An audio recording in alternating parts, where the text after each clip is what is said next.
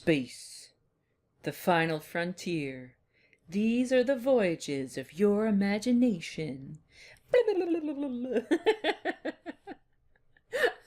wanted to do this stupid intro because I was thinking about space. Well, actually, I was thinking about form and shape. Just because I've had some fun conversations with some other artists lately about the difference between shape and form. So I thought, let's share that conversation with my viewers, my friends on the interweb. So this is a circle, kinda. I'm not warmed up. Let me warm up the old arm here. But it's also a sphere, yeah? The difference between a circle and a sphere is just your imagination. So it's the difference between a happy face and, something like this. The only difference is how you see it in your mind. There's no difference between these two things. And that's something that it took me a very long time to even think about as a concept, because I'm a very logic-minded person, and that probably comes across in the way that I talk about drawing and figuring things out structurally. I think about the skull to figure out a face, as opposed to some of the really great designers like Phineas and Ferb, where, the characters have almost no form. They're just, this is something I'm bad at designing. I'm just bad at shape design. There's some people who do very well at it, but it's good to just think about the whole idea that shape and form are different in the first place. It didn't occur to me until I was like 20 years old that this is not just a flat white surface. It's actually infinity. And if you think about the Matrix, when they're in that place... This is the construct. It's our loading program. We can load anything from clothing to equipment, weapons, training simulations, anything we need. Like, you think about this can be a dot, or it can be the center of a huge void. It could be a door that's very, very far away. But the only difference is how you think about it. Now it's a little door that's very far away instead of a dot on a white, flat page. Am I in your mind? This type of thing doesn't come naturally to me. Like when I do a bouncing ball, I do this.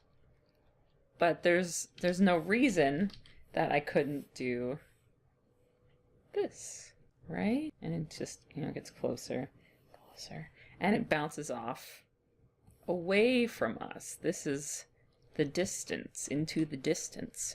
And it's something that happens when I'm drawing too. If you're drawing two characters interacting, I'll draw one guy here, and you'll say, I'm disproportionate. Severely disproportionate. Oh no. And then I'll draw someone next to him. And I might think about how they're arranged in relation to one another.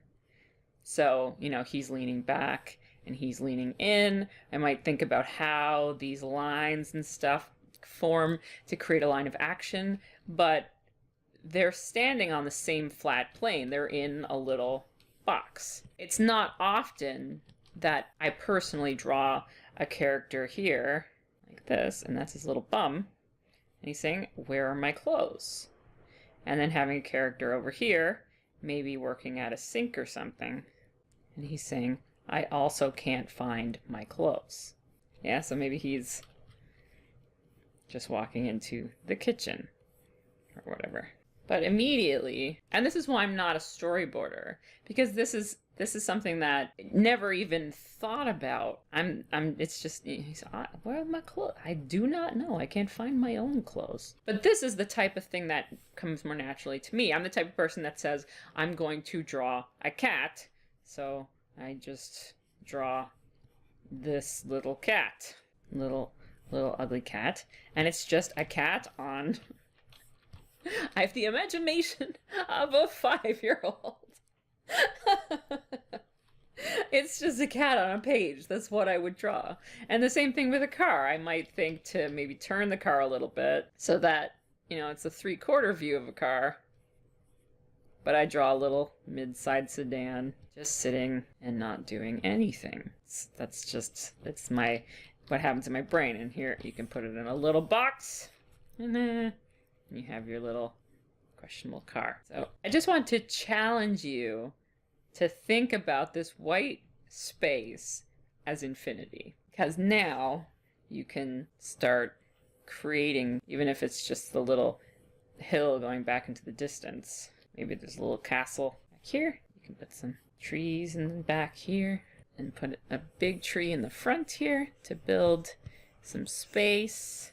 And it's starting to feel, even this very childish drawing is starting to feel a little bit more grown up, if that makes sense. Because a toddler, when they draw a castle, they draw a castle like this. You might have some little turrets, and they'll think about, you know, kind of the things they see on castles. These little dudes. And they can have their knight here, a little spear protecting a castle. And it's just flat. It's like a greeting card. But there's a lot of space in here. Like, you can even keep going farther than this and put more. Another little castle back here. Boop. Way back in the hill. Still, and like a step further than this, when you're looking into this white space, you could be looking in any direction. It is really like outer space. So there's no reason that you can't be looking up at a castle, even if it is your little toddler-style castle. And now you're just a little ant looking at this giant castle. Draw your little ant head here, looking up, way up at this giant thing. And there's no reason that you can't be looking down. So all our lines down like this. Maybe you're looking down into a canyon and you're on a rope. You're on a rope bridge. So the rope bridge continues that way. And you're looking down into this canyon. There's some little outcroppings and stuff. Doesn't have to be as boring as this. Bloop, bloop, bloop, bloop. Put a little goat down here. Because goats can get into some crazy spots. Goats don't even make sense as a creature. And you can put another little goat down here. So we get start getting some perspective. The goats all the way down. And then have our river way down there. Hopefully this drawing makes sense. You're just watching this. What are you talking about, Tracy? This drawing doesn't even make sense. So once you start thinking about form as well, you can think very broad like that. Like you're thinking about looking way up into the sky, or you're looking way down low. You can think about if you're a little character looking at a big item, or if you're a big character looking at a little item. All these things you just have a lot more interesting ways to play, and just the interaction between the characters. But you can also bring that down to a smaller scale. So where you may be drawing character and you're drawing the character a lot like this. This is how we all start. Yeah. And throw some hair on there. So if you're drawing now in a place where it's almost like stickers on a surface, so you have a very flat, like a circle head with some stickers on there. If you start thinking more about form, like think about this being a sphere, and I get into some of this stuff in my introduction to drawing special effects, classical special effects, because this stuff translates into everything. Boop. So if you can think about your character's head, so this could be a bean shape now, instead of a sticker, instead of a circle. You can, even if you're still working with sticker eyes, you could build your sticker eyes onto the bean. Or you can build a nose up using these form lines, thinking about this stuff as like a wire mesh. Just like you'd see a 3D model has this wireframe, you can think about your forms in the same way, whether you're drawing a face or basically anything. Mm-hmm. And it's almost like sculpting, this way of drawing. So I really enjoy drawing this way because of that. It's like you're adding clay onto your original bean shape and building out all that form. And the more you work with it, so then you think you got another bean here. Keep thinking about those spheres. How the arm would be another sphere on top of that, or a cylinder connected to your sphere. So I think this just way of thinking about things, of creating forms in your mind instead of thinking of shapes, it's something that, like I said, it didn't come naturally to me. I think some people just think this way and they have a more of a knack for it. But for some people, it's something that has to be pointed out and kind of explored before it can start sinking in there. For me, it definitely was learning to think of this thing. When I realized that, I mean, you could bounce the ball away from the camera. It seems stupid. I'm sure some people out there are like, really? Like, just bouncing a ball away from you was something that was astounding. I was in my 20s when I found that out. It just never occurred to me. Like I said, I'm the type of person that just draws the cat on the page. That's how my brain works. Oh, you need a cat? Here's a cat. But it would never have occurred to me to draw the cat's butt, you know, and have the little cat head sticking out. One day I just kind of got it. It just kind of clicked on, and I was like, wait a minute. This white space is infinity. It's not a rectangle. It's a window into everywhere. So I don't know if that makes any sense. If nothing else, hopefully you're just like, wow, watching this crazy lady draw some cat butts. It's fun. It was something interesting that kind of came about in my conversation with some other creative types, and I thought I'd have a little bit of fun talking about it.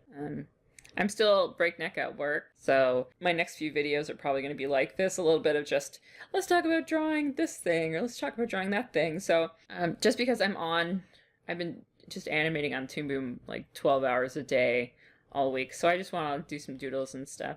So if there's anything in particular you want to talk about drawing wise, I can always relate it back to animation and stuff, because any strength you gain in drawing is only going to help your animation even more. So if you have any suggestions, oh, maybe I'll do one on hands. We gotta talk about hands, you guys. Hands are a problem. Put that on the to-do list. But leave your suggestions down below. We'll get back to our technical stuff when I have a fraction of brain that is free to do so, and I'll see you in the next video. Bye-bye.